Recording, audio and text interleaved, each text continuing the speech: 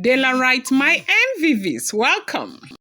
Report reaching us right now, as it is alleged, as it is rumored, as it is no be me talk calmly, is that the Association of Ibira women visited the palace to speak to the Ooni of Ife, and they said allegedly that their mission in the palace was to make peace between Ooni of Ife, Olori Miriam, and Olori Naomi. That they have spoken to their own, that Ooni of Ife is king, he has the right to marry as many wives as possible, as he desires, that there is no woman in the world that has the right to stop him, that everything that Auntie Ikbe has been doing has been based on bad advice. And right now, because this has gotten to their table, they are coming as, women who support marriage, and to speak to Kabiesi, to give Ikbe one more chance to, reconcile with the first wife, that is Olori Naomi, so they can get going. And they said when these women visited the palace of the Ooni of Ife, for respect for their people, they said Kabiesi, ordered the royal, maidens and people who work in the palace to feed them, to entertain them, to welcome them, and to do everything. And after that, just dismiss them, that he was not going to be seeing them. It's not a small thing, no. You know that this thing is happening without Auntie Ikpe. Auntie Ikpe, as it is said now, she is not in the palace.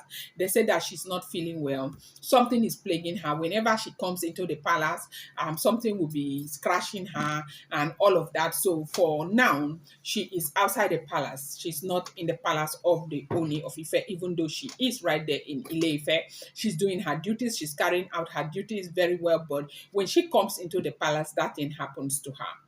So these women, maybe it is based on this, they have seen that at the end of the day, whatever it was that they thought they had on the Ooni of Ife that will make, Ikpe stay in the palace, whether Kabiesi wants it or not, they have seen that it might never work. They have seen that, this is just not going to work at all. And maybe that is why they have decided to gather themselves and come and see how they can talk sense to the Ooni of Ife. So right now they say Oni just easily ordered them to take care of them and dismiss them, that he was not in any position, like he was not ready, that he wasn't going to see them. And the question that a lot of people are asking that is that where have these people been? Like, where have they been? That all of this has been happening. I don't see why this issue would have gotten to this point if, people were giving their own very good counsel. To start, right, this man is king. He can be married to as many wives as possible. The last time we checked, Auntie Blow Blow had told us that the grandfather married 45 wives. And you can never say she exaggerated, because we are all Africans. We have seen kings who will marry as many wives as possible.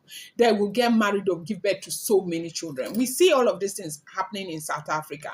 Even right now, there is a king in South Africa that is married to so many different women, and he's still counting and he's still getting married. And so if you want to go by the trajectory of event that happens to the African kings, that Ooni of Ife only got married to 6 wives, including Olori Naomi. And so why are we making it seem as if? So the thing is that for this situation, I don't think it is about the fact that Ooni of Ife married so many wives. I think it's about Queen Naomi. The thing is with Queen Naomi. I want to believe that even if Kabiyesi decides to go and marry another wife, they might not find it as difficult as they would find Queen Naomi's return into the palace. Do not forget, Queen Naomi has got glory. Do not forget she is beautiful. Do not forget she is intelligent. Do not forget she is loved by many. Hi, Queen Naomi is loved. Queen Naomi is loved. People love Queen Naomi. I've been saying this thing. People love that woman too much. People love that woman too much. I can tell you categorically, because I know I have a community about almost, 19,000 community of people right here. I know the things they say, the things they do, how they pray, and all of that. That is how much people love this Queen Naomi. And again, you do know that time and time again we've heard that this is more of a territorial fight.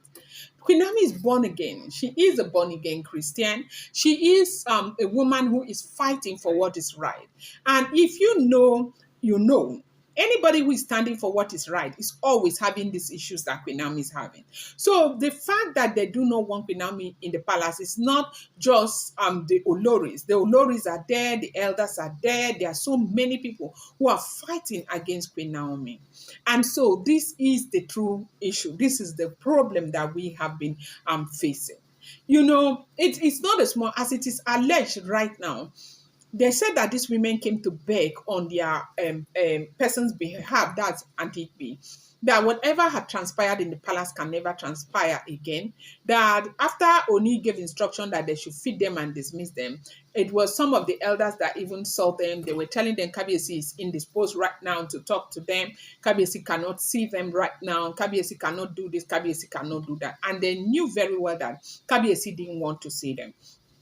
Now, one of the major reasons why I think they also came is because of that thing that is plaguing this woman. Because the truth is that as a woman, why do we get married? We get married because you want some kind of very huge umbrella over you. Okay, when a woman gets married, like in Africa, when my mother used to tell me then in Nigeria that you get married. When you get married, your husband is like your umbrella over you. Okay, we get married because when anything goes wrong, your family is happy because there is a man who is directly behind you, who will stand, who will take a fall for you, and all of that. That's why they celebrate it when a daughter gets married because she's no longer alone.